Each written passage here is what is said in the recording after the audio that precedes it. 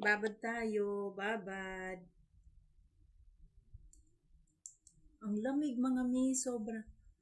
Hindi ko na hinalo, diniretso ko na kasi busy ko. Pag Monday talaga, busy talaga ako mga mi, ha. Naglilinis ako doon sa kahit hindi ako natusan dahil nga naboboard ako. So, yung fislak natin, hindi natin to binanlawan ha, kanina ha. Hindi ako nagilamos. Diniretso ko na lang dito pag babad. Tapos, susundan natin to ng baby oil at saka olive ring. So, ito na yon. Ayan. So, bunahin ko muna to. 1, 2. Ayan. Pagkatapos, ito naman yung olive ring. Ayan. Massage.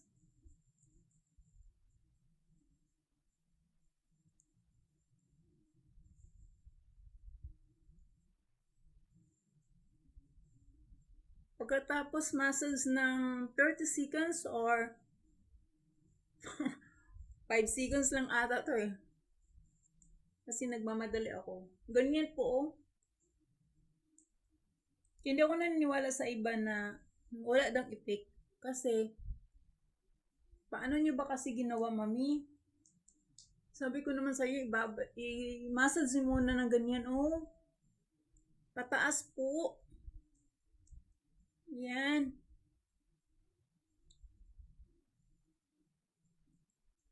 Wait ah. Okay. Punasan na natin ng ibabad ko to ng 3 hours kasi mamaya pa ako maliligo. 1 o'clock.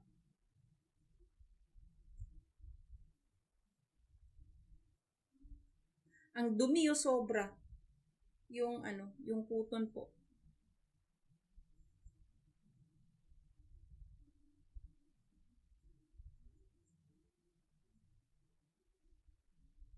Yan, ganyan. Yan. Tapos, dito sa melasma ko naman, ito, olive ring. Diba sabi ko sa inyo, pag walang pag walang honey, olive ring, or Vaseline, pero konti lang ha, ang Vaseline ha.